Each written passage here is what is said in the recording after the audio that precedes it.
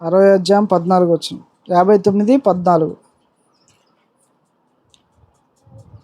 న్యాయమునకు ఆటంకము కలుగుచున్నది, నీతి దూరముగా నిలుచున్నది, సత్యము సంత వీధుల్లో పడి ఉన్నది, ధర్మము లోపల ప్రవేశించనేరదు.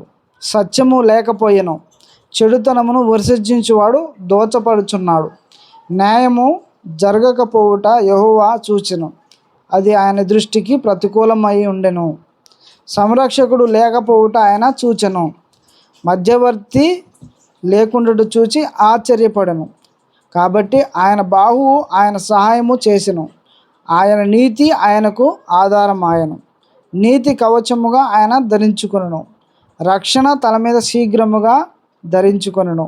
ప్రతిదండన వస్త్రమును వేసుకొనెను, ఆసక్తిని పై వస్త్రముగా ధరించుకొనెను.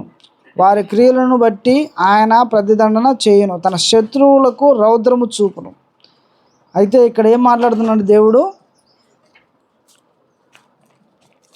మనం చేసేటువంటి ప్రతి పని కూడా ఎవరు చూస్తున్నారు? దేవుడు చూస్తున్నాడు. హల్లెలూయా. మనం ఏం మాట్లాడుతున్నామో, ఏం చేస్తున్నామో, మన ప్రవర్తన ఏంటి, మనం ఎవరి పట్ల న్యాయంగా ఉన్నాం, ఎవరి పక్క మరి పక్షముగా మనం మాట్లాడుతున్నాము అనేదంతా కూడా ఎవరు చూస్తున్నారు? దేవుడు చూస్తున్నాడు. ఇవన్నీ కూడా చూసి దేవుడు ఏమంటున్నాడంటే ఇక్కడ న్యాయము ఆటంకము కలుగుతున్నది అంటున్నాడు. హల్లెలూయా.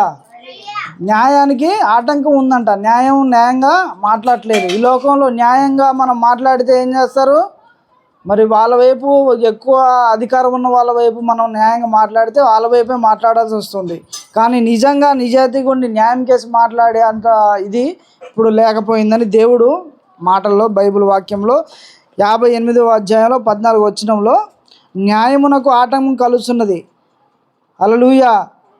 దేవుడే చెప్తున్నాడు. న్యాయం మరి ఆటంకమైనటువంటి పరిస్థితిలో ఇప్పుడున్నది. ఎవరైనా న్యాయంగా ఉండి ఎవరినైనా కొట్టినప్పుడు, న్యాయం కోసం పోరాడినప్పుడు, ఆ న్యాయం కోసం పోయినప్పుడు ఆ న్యాయం ఎవరి వైపు ఎక్కువ అధికారం అయితే ఉన్నదో వాళ్ళ వైపు న్యాయాన్ని చెప్తూ ఉంటారు. హల్లెలూయా. కాబట్టి దేవుడు చెప్పేది ఏంటంటే న్యాయము ఆటంకానికి వచ్చేసిందట. నెక్స్ట్ వచ్చేసి ఏమంటున్నాడంటే నీతి దూరముగా నిలుస్తున్నది. హల్లెలూయా. ఎవరైనా నీతిగా జీవిస్తున్నారా ఈ లోకంలో? నిజాయితీగా దేవుని యొక్క మహిమ చేత, దేవుని నడిపింపు ద్వారా, దేవుడిచ్చినటువంటి ఆయన తలంపుల ద్వారా, ఆయన చెప్పినటువంటి మాటలు విని, ఆయన చెప్పిన ఆజ్ఞలు విని మనం ఆయన అడుగుజాడల్లో మనం నడుస్తున్నామా లేదా ఒకసారి మనం చూసుకుందాం. దేవుడు ఏమన్నాడంటే న్యాయానికి ఆటంకం కలుగుతున్నది అంటున్నాడు. మరి దేవుడు నమ్ముకున్న బిడ్డలమే మనం న్యాయంగా ఉండాలి. ఫస్ట్ మనం న్యాయంగా నీతిగా బ్రతకాలి అని దేవుడు మనకి చెప్తున్నాడు. దేవుడు నీతిమంతులను చూస్తున్నాడు, మరి దరిద్రులను చూస్తున్నాడు, ధనవంతులను చూస్తున్నాడు, మరి అందరినీ కూడా చూస్తున్నాను వాక్యం సెలవిస్తుంది. ఇప్పుడు మనం అనుకుంటాం కదా దేవుడు మనం చేసే పనులు, మనం మాట్లాడే మాటలు మరి ఎవరైనా వింటున్నారా లేదా అనేది మనం అనుకోవచ్చు. కానీ యేసు ప్రభువారు ఏమంటుండు? ఆయన ప్రతి ఒక్కరిని కూడా మనల్ని చూస్తున్నాడు. హల్లెలూయా. చూస్తున్నాడు మనలందరినీ కూడా చూసి మరి ఏం మాట్లాడుతున్నాడు ఇక్కడ? 58వ యెషయా గ్రంథంలో 59వ అధ్యాయంలో 14వ అధ్యాయంలో న్యాయము ఆటంకముగా కలుగుతున్నది. న్యాయం ఎవరు చేస్తున్నారు? న్యాయంగా ఎవరు మాట్లాడుతున్నారు? నీతిగా ఎవరు జీవిస్తున్నారు? మరి ఆ నీతి దూరంగా ఉన్నదంట. ప్రతి ఒక్కరికి దూరంగా ఉందంట. నీతి నీ దగ్గర లేదు, ఆయన దగ్గర లేదు, ఎవరి దగ్గర లేదు. ఏదైనా స్వార్థం కోసం ఈ లోకంలో మనం పరిగెడుతున్నట్టుగా మనం చూస్తున్నాం. ఏదైనా డబ్బు స్వార్థం కోసం, లేకపోతే ఏదైనా ఆస్తి స్వార్థం కోసం, లేకపోతే ఏదైనా పని స్వార్థం కోసం మనందరం కూడా ఏదో ఒక ఆశ కలిగి ఒకరితో నీతిగా మనం జీవిస్తాం, ఒకరితో మంచి న్యాయంగా జీవిస్తాం. వాళ్ళ దగ్గర ఏది లేనప్పుడు, వాళ్ళ దగ్గర ఏది మనం ఆశించినప్పుడు వాళ్ళతో న్యాయంగా నీతిగా మనం ఉండలేము. హల్లెలూయా. మరి ఎవరైనా మనకి అవసరం వచ్చి డబ్బులు ఇవ్వడానికి మనకు వచ్చారనుకోండి, మనం ఆయనతో ఎంత మర్యాదగా మాట్లాడతాం? హల్లెలూయా. అవునా కదా అండి? చెప్పండి అండి అని మనం మాట్లాడుతూ ఉంటాం. అదే వాళ్ళతో అవసరం లేకపోతే ఏంటి చెప్పు, ఏం కావాలి నీకు అని మనం వేరే తిరిగా మాట్లాడుతూ ఉంటాం. హల్లెలూయా. అదేవిధంగా దేవుడు ఏమన్నాడంటే ఇప్పుడు నీతి అనేది ఇక్కడే తెలిసిపోయింది. దేవుడు ఎవరి ద్వారా, నువ్వు అవసరము ఆయనతో ఉన్నప్పుడు ఒక తీరుగా, అవసరం లేనప్పుడు ఒక తీరుగా దేవుడు ఉండొద్దని చెప్తున్నాడు. అదేవిధంగా నీతి దూరంగా నిలుస్తున్నదంటే ఇప్పుడు మనకి నీతి దగ్గరగా ఉండాలా, దూరంగా ఉండాలండి? హల్లెలూయా. నీతి అంటే ఏంది అసలు? మనం ఉన్నది ఉన్నట్టుగా మాట్లాడటం. ఇప్పుడు మనం ఒక దగ్గర ఏదైనా సన్నివేశాన్ని చూసినప్పుడు అయ్యా మరి అక్కడ ఏం జరిగిందని అన్నప్పుడు దాన్ని ఉన్నది ఉన్నట్టుగా చెప్పడమే నీతిగా జీవించటం. హల్లెలూయా. ఆయన కొట్టినా కూడా కొట్టలేదని చెప్పడం అనేది నీతిగా జీవించటం అనేది కాదు. హల్లెలూయా. మరి ఉన్నది ఉన్నట్టుగా మనం ఉండి నిజాయితీగా మన నిజ జీవితాన్ని మనం జీవించాలి. ఎవరి కోసమో మెప్పించడానికి, ఎవరినో మెప్పించడానికి మనం దేవుని యందు మనం మార్చి చెప్పాల్సిన అవసరం మనకు లేదు. హల్లెలూయా. కొంతమంది ఈ సమయంలో ఈ స్థలంలో చేసిన తప్పు ఎవరైనా చూస్తున్నారా, నేను ఇక్కడ మాట్లాడాను మరి ఇక్కడ నేను వేరే మరి ఇంట్లో పోయి ఎక్కడో మాట్లాడాను ఆయన చూస్తున్నాడా అని అనుకోవద్దు. కానీ దేవుడు ప్రతి స్థలమందును కూడా చూస్తున్న దేవుడు ఆయన. హల్లెలూయా. ప్రతి సమయమందు కూడా ఆయన చూస్తున్నాడు. ప్రతి ఒక్క మరి అవసరతను తీర్చే దేవుడు ఆయన. మరి మొరపెట్టినప్పుడు ఆయన ఏ సమయమైనా కూడా ఆయన మనకి ప్రత్యుత్తరం ఇచ్చే దేవుడు కనుక దేవుడు చెప్పినట్టుగా న్యాయం కలిగి మనం ఉండాలి, నీతిగా జీవించాలి అని దేవుడు మనకి మరి ఈ యొక్క వాక్యం ద్వారా మనకు తెలియపరుస్తున్నాడు. మరి న్యాయం నీతి కూడా దూరంగా ఉన్నది, సత్యము సంత వీధులలో మరి పడి ఉన్నది అంటాడు. హల్లెలూయా. సత్యం అంటే ఏంది? హల్లెలూయా. మీకు తెలుసా సత్యం అంటే ఏందనేది? ఏమన్నా మీకు ఐడియా ఉందా? హల్లెలూయా. సత్యం అంటే ఏంది? ఇప్పుడు మీకు ఏదైనా మాట చెప్పమని చెప్పారనుకోండి ఒకళ్ళు, అదే మాట పలానా ఆయనకి చెప్పమని చెప్తే సేము అదే విధంగా చెప్పటం. హల్లెలూయా. మరి దాన్ని సత్యం అంటారు. ఎవరైనా ఒక గొడవ పెట్టుకున్నారనుకోండి, ఆమెను ఏమన్నదో అనేది మొత్తం ఉన్నది ఉన్నట్టుగా చెప్పడం అనేది సత్యం. హల్లెలూయా. అంతేగాని ఇప్పుడు ఆమె కొట్టకముందే ఆమె కొట్టిందని చెప్తే ఏమవుతుంది? అబద్ధం అయిపోద్ది. హల్లెలూయా. అది సత్యం కాదు. మన అవసరమైతే 2 దెబ్బలు పడినా కూడా మన సత్యం ఉన్నది ఉన్నట్టుగా చెప్తూ ఉంటారు. కోర్టులో కూడా చాలామంది న్యాయవాదులకి ముందు పోయి తీసుకుపోయినప్పుడు అబద్ధ సాక్ష్యాలు చెప్తూ ఉంటారు. హల్లెలూయా.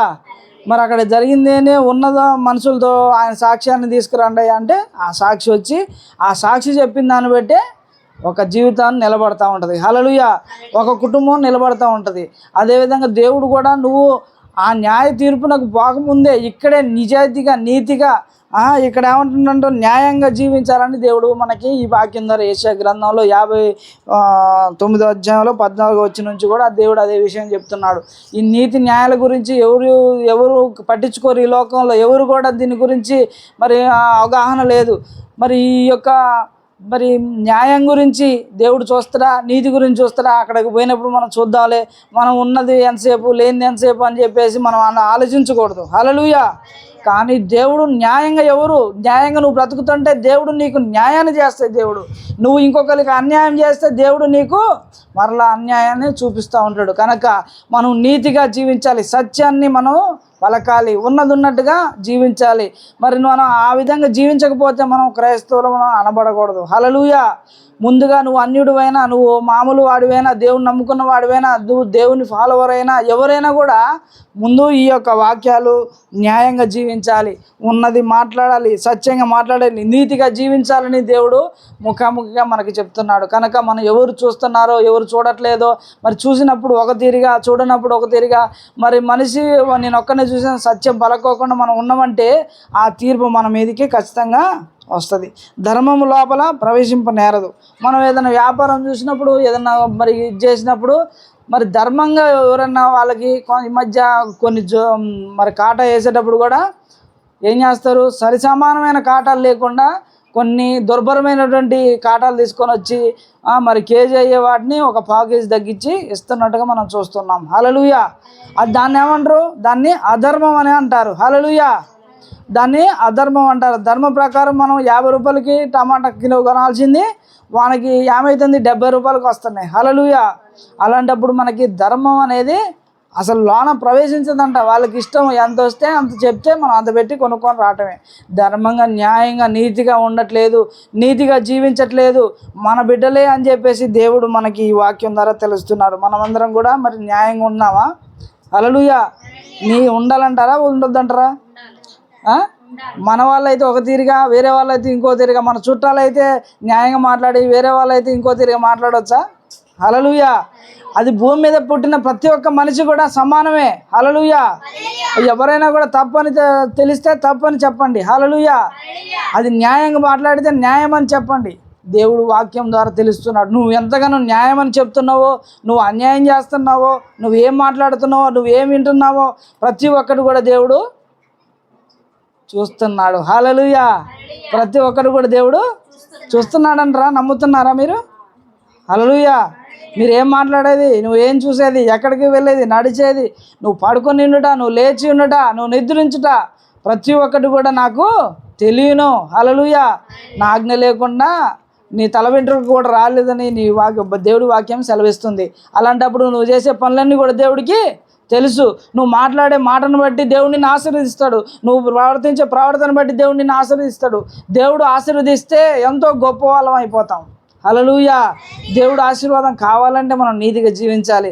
దేవుని గొప్ప పేరును మనం పెంపొందించుకోవాలంటే మనం ఎంతో ఆయన యందు సాగిలపడి నమస్కరించి మనం ఆయన పట్ల వినయ విధేయతలు కలిగి జీవించినప్పుడు ఆయన మనకి కావాల్సింది ఏదైనా కానీ హల్లెలూయా ఇచ్చే దేవుడై ఉన్నాడు. మనకి ఏదైనా అవసరం ఉండి దేవుడిని అడిగితే నువ్వు పలానా టైంలో న్యాయంగా లేవు, నువ్వు నీతిగా జీవించలేదు, దేవుడు నీ మొర ఎందుకు వింటాడు? హల్లెలూయా.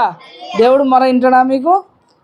తప్పుని అబద్ధం అని చెప్పాక దేవుడు మాయా నాకు బాగలేదు నాయనా బాగు చేయండి, నా స్వస్థపరచండి అనేది దేవుని ప్రార్థన చేస్తే దేవుడు వింటాడా? వినడు. హల్లెలూయా. మనము నీతిగా జీవిస్తే నువ్వు ఆయనకి మొరపెట్టని అవసరం లేదు. నీ అవసరం ఏదో ఆయనకి తెలిసిపోతుంది. నీ అక్కరేదో దేవునికి తెలిసిపోతుంది. నీ అక్కర రాకముందే దానికోసం సిద్ధపాటు చేస్తూ ఉంటాడు. మరి నువ్వు నీతిగా జీవించకపోతే నువ్వు ఎన్నిసార్లు అడిగినా నీకు జవాబు రాదు. హల్లెలూయా. మరి నువ్వు నీతిగా జీవిస్తే నీకు అవసరమైనవన్నీ కూడా దేవుడు సమకూరుస్తాడు. నీ గృహం అంతా కూడా సమృద్ధిగా ఉంటుంది. నీ గృహంలో కొరత ఉంది, నీకు అప్పుల చేత బాధపడుతున్నావు, నువ్వు అన్ని ఇబ్బందుల చేత, ఇరుకుల చేత, అవమానం చేత, నిందల చేత ఉన్నామంటే నువ్వు నీతిగా జీవించట్లేదేమో. నువ్వు ఒకసారి సరి చేసుకో. నువ్వు ఒకసారి న్యాయంగా బతకట్లేదేమో, నువ్వు ధర్మంగా నువ్వు ఉండట్లేదేమో, అనేకుల పట్ల నువ్వు అసత్యాన్ని మాట్లాడి ఉంటావేమో. దేవుడిని ఒకసారి ఈరోజు పరీక్షించము అని అడుగుతున్నాడు. కనుక మనమందరం కూడా ఈ యొక్క వాక్యాన్ని, ధర్మము, సత్యము, మరి చెడుతనము విసర్జించువాడు దోచబడుచున్నాడు. ఎవరైతే చెడుతనాన్ని మరి వెంబడి పెట్టుకొని చెడుతనమును మరి ఎవరైనా దారి వాడి పోతుంటే వాళ్ళని తిట్టుతూ, వీళ్ళని బలకరిస్తూ, వాళ్ళని వెక్కిరిస్తూ, వీళ్ళని ఇది చేస్తూ చెడుతనాన్ని అనుసరించుకుంటూ పోయే వాళ్ళని కూడా దేవుడు ఇష్టంగా దేవుడు ఉంచట్లేదు. న్యాయము జరగకపోవటం యెహోవా సూచన అంటున్నాడు. హల్లెలూయా. ఇప్పుడు ఎవరైనా పంచాయతీ గొడవ పెట్టుకున్నప్పుడు ఒక న్యాయాధిపతి దగ్గరికి పోయినప్పుడు ఆ న్యాయాధిపతి చుట్టాలనుకోండి, ఎవరైనా వాళ్ళ తరపున న్యాయం చేస్తే దేవుడు ఊకుంటాడా? హల్లెలూయా. దేవుడు ఊకోడు. ఎవరికి న్యాయం జరగాలనో, దేవుడికి న్యాయం జరిగిందో జరగలేదో దేవుడికి తెలుసు. కాబట్టి మనం న్యాయాన్ని కూడా మనం పాటించాలి, న్యాయాన్ని కూడా మనం అనుసరించాలి.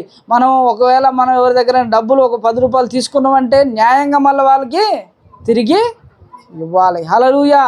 దేవుడు అనుసరించమంటున్నాడా? ఇవన్నీ దేవుడు అనుసరించొద్దని చెప్తున్నాడా? అనుసరించమని చెప్తున్నాడు. హల్లెలూయా. దేవుడు మొదటి నుంచి కూడా మనకి న్యాయాన్ని ఆటంకం కలుగుతుంది. న్యాయంగా జీవించాలి, నీతిగా బ్రతకాలి, సత్యాన్ని మాట్లాడాలి, ధర్మాన్ని మనం అనుసరించాలి. ధర్మాన్ని అనుసరించడం అంటే ఇప్పుడు మనం ఒక తరాజు పట్టుకున్నప్పుడు ఇటు కేజీ రాయి పెడితే ఇటువైపు కూడా సమానమైనటువంటి మనకు సొమ్ము, అది టమాటాలే కానీ, కూరగాయలే కానీ, బంగారమే కానీ, ఏదైనా కూడా మనకు ఆ వెయిట్కి తగ్గట్టుగా మనకు సమానమైనటువంటి హక్కు మనకు ఉంటుంది.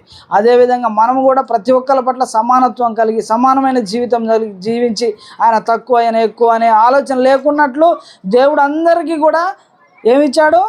ఆలోచన ఇచ్చాడు. మరి 2 చేతులు ఇచ్చాడు, 2 కాళ్ళని ఇచ్చారు, మరి 2 కళ్ళని ఇచ్చాడు. మరి దేవుడు ఎవరికైనా తక్కువ ఓన్లీ ఒక కాలే ఇచ్చాడు? ఎవరికన్నా? అందరికీ కూడా సమానమైనటువంటి హక్కులు ఇచ్చాడు, సమానమైనటువంటి అవయవాలు ఇచ్చాడు. హల్లెలూయా. కాబట్టి మనమందరం కూడా సమానమే. దేవుడే మనల్ని సృష్టించాడు, దేవుడే మనల్ని నిలబెట్టాడు. ఈ లోకంలో మనం ఇక్కడ ఉన్నామంటే దేవుడి ఆయన యొక్క దానికి సంబంధించినటువంటి మన పట్ల ఎంతో తలంపులు కలిగి ఉన్నాడు కనుక ఆ తలంపుల్ని మనం నెరవేర్చాలి. హల్లెలూయా. మన ఈ లోకంలో ఎంతోమంది ఈ లోకంలో ఉన్నారు, కానీ దేవుని చిత్తాన్ని తెలుసుకోలేక దేవుడు మనకి ఈ లోకాన్ని ఎందుకు పంపించాడు, ఈ లోకంలో దేవుడు ఎందుకు మరి నిలబెట్టాడు, మరి ఆ విషయాన్ని మనం గ్రహించుకోవాలి. మనం పరీక్షిస్తున్నాడు, మనకి కొత్త జీవితాన్ని అనుగ్రహిస్తాడు, నూతన జీవితాన్ని అనుగ్రహిస్తాడు, నూతనమైనటువంటి బలాన్ని ఇస్తాడు. మరి ఇవన్నీ రావాలంటే మనం ఏం చేయాలి? ఈ లోకంలో నిజాయితీగా, న్యాయంగా, ధర్మంగా మనం జీవించాలి. ఒకరి పట్ల అన్యాయపు తీర్పును మనం ఇవ్వకూడదు, ఒకరి పట్ల అన్యాయంగా మనం మాట్లాడకూడదు అని దేవుడు మనకి నిశ్చయంగా ఈరోజు ఈ విషయం గురించి మాట్లాడుతూ ఉన్నాడు. అయితే ఈ యొక్క కాపర్లకు మధ్యవర్తి లేకుండా చూసి ఆశ్చర్యపడి కాబట్టి ఆయన సహాయము చేశాను. హల్లెలూయా.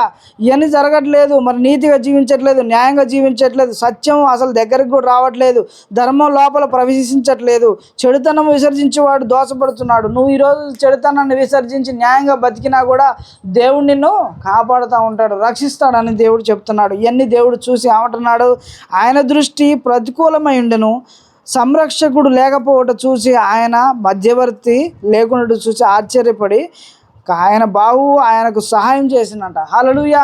ఆయన హస్తము సహాయం చేస్తుందంట. ఇప్పుడు నువ్వు న్యాయం చేయకపోతే దేవుడు న్యాయం చేస్తాడు. ఆయన సహాయము ఆయన హస్తం ద్వారా ఆయనటువంటి బాహువు చేత మనల్ని ఏం చేస్తాడట, తీర్పు తీరుస్తాడు, మనకి న్యాయాన్ని ఇస్తాడు. ఒకవేళ మనకి ఒక 10,000 రూపాయలు ఎవరన్నా మనకి ఇవ్వాల్సి ఉండి ఇవ్వలేదనుకో, దేవుడు ఏం చేస్తాడు, ఆ న్యాయాన్ని బాహువు చేత నిజాయితీగా నీకు ఎట్లా డబ్బులు రావాలో ఆయన న్యాయాన్ని చేస్తాడు. ఈ లోక న్యాయాలు మరి సరి అయినయే, కానీ మరి దేవుడు వాళ్ళు వచ్చి మరి అన్ని పరిస్థితుల్లో మన దగ్గరుండి మన పక్క నుండి చూడలేదు. కానీ దేవుడు మాత్రం మనం నడిచేది, మనం ఆ హృదయంలో ఏం ఆలోచిస్తున్నామో, మనం నడుచుకుంటే ఏం ఆలోచిస్తున్నామో, మనం ఏ రోజు ఎక్కడికి వెళ్ళామో, ఏ రోజు ఎక్కడున్నామో ప్రతి ఒక్కరు కూడా దేవుడు గమనిస్తున్న దేవుడు కనుక మనం ఆయన యందు భయభక్తులు కలిగి ఆయన చెప్పినట్టుగా మనం జీవిస్తే ఈ లోకంలో ఆయన బాహువు చేత మనల్ని రక్షిస్తారని వాక్యము 17వ అధ్యాయంలో నీతి కవచమును ఆయన ధరించుకొనను. నీతి అనే కవచం కూడా ఆయనకి ఇస్తాడంటాడు. ఆయనకి నీతి ఆయనకు ఆధారం అవుతుందంట. ప్రతిదండను వస్త్రముగా వేసుకొని ఆసక్తిని వస్త్రంపై ధరించుకొని వారి క్రియలను బట్టి ఆయన ప్రతిదండన చేయును. హల్లెలూయా. ఎవరైతే ఏ క్రియలు చేస్తున్నారో వారికి ప్రతిదండన ఉంటుందన్నారా లేదన్నారు ఇప్పుడు దేవుడు. హల్లెలూయా. ఏమంటుంది ఇక్కడ, వారి క్రియలను బట్టి ఆయన ప్రతిదండన చేయును, తన శత్రువులకు రౌద్రము చూపును. నువ్వు ఒకవేళ ఈ లోకంలో ఎవరినైనా మోసం చేసి ఉన్నప్పుడు, ఎవరినైనా అధర్మగా నువ్వు నిలిచి ఉన్నప్పుడు, నువ్వు ఒకవేళ ఆయన పట్ల విధేయత లేకున్నప్పుడు దేవుడు రౌద్రం అనేది మనకి ఖచ్చితంగా ఆయన చూపుతూ ఉంటాడు. కానీ నువ్వు ఏదో బరువు ఎత్తుకొని ఈ లోకంలో నడవవసరం లేదు, ఏదో బాధ్యతలు తీసుకొని నువ్వు అవసరం లేదు. నువ్వు ఉన్నది ఉన్నట్టుగా దేవుని యందు నిలిచి ఉంటే, నువ్వు న్యాయంగా నువ్వు బ్రతికి ఉంటే దేవుడు నిన్ను ఆయన బాహువు చేత ఏం చేస్తాడు, బాహువు చేత నిన్ను ఎత్తిపట్టుకుంటాడు. అప్పుడు నీకు అసలు ఎవరు కూడా నీతి న్యాయానికి నువ్వు అవతల వాళ్ళకి చెప్తావు, కానీ నీకెవరు చెప్పరు. కనుక అలాంటి జీవితం మనకు కావాలా? మరి దేవుడు మరి నిజాయితీ లేకుండా మన ఈ లోకంలో జీవించమంటున్నారా? హల్లెలూయా. ఎలాంటి జీవితం కావాలి మనకి? హల్లెలూయా. ఎలాంటి జీవితం కావాలి? నీతిగా న్యాయంగా జీవించే జీవితం కావాలా, లేకపోతే దేవుని చేత ప్రతిదండన చేయించుకునే జీవితం మనకు కావాలా? దేవుడు మనకున్నాడులే, ఆయన పాపాలు క్షమిస్తాడు, మళ్ళీ ప్రార్థిస్తే మరి మళ్ళా క్షమిస్తాడులే అని అనుకొని మూర్ఖంగా మనం చేసినప్పుడు అసలు వాటికి తీర్పే ఉండదంట. హల్లెలూయా. తెలియక తప్పు చేస్తే తీర్పు ఉంది, కానీ తెలిసి తప్పు చేస్తే తీర్పు లేదని దేవుడు వాక్యం సెలవిస్తుంది. గనక మనం ఏం చేయాలంటే ప్రతిదండనకి మరి మనం లొంగిపోకుండా, ప్రతిదండకు మనం లోను కాకున్నట్లు. ప్రతిదండన అంటే దేవుడు ఏదో కనపడించి ఆయనకి అన్యాయం చేసేవాడు కాదు, కానీ నువ్వు నిజాయితీగా నువ్వు బ్రతకాలని ఆయన ఆశ కలిగి ఉంది. నువ్వు నీతిగా బ్రతకాలని దేవుడు ఆశపడుతున్నాడు. నువ్వు సత్యాన్ని మరి దేవుడు సత్యమని మరి అనుసరించి మరి నన్ను చెడుతనాన్ని కూడా దగ్గర పెట్టి చెడుతనాన్ని విసర్జించాలట. చెడుతనం అంటే చెడు అలవాట్లు, చెడు తలంపులు, చెడు ప్రవర్తన, చెడు మరి స్వభావాన్ని మనం విసర్జించాలని దేవుడు చెప్తున్నాడు. ఎందుకు చెప్తున్నాడంటే మన భవిష్యత్తు కోసం మనం మంచిగా ఈ లోకంలో జీవించాలి, నీతిగా జీవించాలి, న్యాయంగా జీవించాలి, ధర్మ ప్రకారం జీవిస్తే దేవుడే నీకు బాహువు చేత ఆయన చేయి పట్టుకొని నిన్ను పైకి ఎత్తుతారని వాక్యం సెలవుస్తుంది యెషయా గ్రంథంలో. కనుక మనమందరం బిడ్డలారా, మనం నీతిగా న్యాయంగా ధర్మంగా ఒకరికి అన్యాయం చేయకున్నట్లు దేవుడు మరి మనల్ని జీవించమంటున్నారు. ఒకవేళ నువ్వు అన్యాయం చేసి దేవుడు బిడ్డల్ని ఓకేనా అపరాధం చేత మరి వాళ్ళని నువ్వు పగస్తుడు అయిపోతావు. దేవుడికి నువ్వు నిందారహితుడు అయిపోతావు, నిందించువాడు అయిపోతావు. దేవుడు పక్షంగా నీ పక్షమును ఉండడు. ఆయన ఎవరి పక్షంగా ఉంటాడు అంటే అవమానం పడ్డవాడి పక్షంగా ఉంటాడు, నిందలు పడ్డవాడి పక్షము ఉంటాడు, తిట్లు పడ్డ పక్షమును ఉంటాడు. మరి ఎవరైతే దానికి మరి దళిత మరి స్థితిలో దీన స్థితిలో ఉన్నటువంటి వాళ్ళ కోసం దేవుడు వారి పక్షంగా ఉంటాడు. కనుక మనం దేవుణ్ణి విసర్జించుకున్నట్లు దేవుడి కోసం నీతిగా న్యాయంగా ఈరోజు ఈ లోకంలో మనం జీవిస్తే దేవుడు బాహువు చేత మనం ఎత్తబడతాం. హల్లెలూయా. దేవుడు మహిమలో మనం మరి ఆయన ఆశీర్వదిస్తే వద్దంటారా మీరు? ఎవరికైనా ఆయన ఆశీర్వాదం కావాలంటారా వద్దంటారా మీరు? మరి ఆశీర్వాదం కావాలంటే ఆయన ఏం చెప్తున్నాడు? నీతిగా జీవించమన్నారు, ధర్మ ప్రకారం జీవించమన్నారు, మరి చెడుతనాన్ని విసర్జించమంటున్నాడు, చెడు తలంపులను విసర్జించమంటున్నాడు. మనం దేవుడు యేసుప్రభు వారు ఈ లోకంలో వచ్చి ఏ విధంగా అయితే మనుషుల పట్ల చూపిన ప్రేమ, మనుషులతో ఏ విధంగా మాట్లాడారు, వారి కోసం ఏ విధంగా ప్రార్థన చేశాడు, అదే విధంగా ఉంటే నీ జీవితం ఎంతో విలువైన జీవితంగా, గొప్ప వాళ్ళ జీవితంగా, రాజులు ఉంటే అద్భుతమైనటువంటి జీవితము. మరి దేవుడు చాలామంది ఈ లోకంలో డబ్బుతో, మరి సౌందర్యంతో, మరి ధనముతో, బంగారంతో ఎంతో నింపబడి ఉన్నా కూడా వాళ్ళకి సంతోషము లేదు. హల్లెలూయా. వాళ్ళ దగ్గర డబ్బు ఉన్న, సంబోధన ఉన్న, సంతోషం అనేది లేకుండా ఉన్నది. దేవుడు సంతోషం ఇస్తే నువ్వు డబ్బులతో పని అవసరం లేదు. ఒకవేళ ఒక కారు కొనుక్కుంటే ఒక నెల రోజులు సంతోషం ఉండదు, కానీ తర్వాత మళ్ళీ సంతోషం ఉండదు. ఒక ఫోన్ కొనుక్కుంటే ఒక 5-6 రోజులు మరి సంతోషం ఉంటుంది, తర్వాత మళ్ళీ సంతోషం ఉండదు. కనుక దేవుడిచ్చే సంతోషము ఏదో వస్తువుకుంటే వచ్చేది కాదు. ఆయన సంతోషం అంటే ఆయన నీతిని అనుసరించి నువ్వు న్యాయంగా పోరాడితే ఆయన ఇచ్చే సంతోషం ఎల్లవేళలా ఆయన సంతోషము నీ ఎమ్మటి ఉంటుంది. కనుక మనమందరం కూడా నీతిగా న్యాయంగా జీవిద్దామని మరి మనం ప్రార్థిద్దాం. యేసుప్రభువు వారు ఎంతో గొప్ప విషయాలను మనకు బోధించాడు. ఆయన జీవితంలో మరి అనేకమైనటువంటి అవరోధాలను పొందుకొని, ఆయన నిందలు పొంది, మరి నోటి మీద ఉమ్మివేయబడి, ముఖం మీద ఉమ్మివేయబడి, మరి ఎంతో చేసినా కూడా ఆయన న్యాయంగా మరి పోరాడి ఆయన తండ్రికి ఆయన అప్పగించిన పని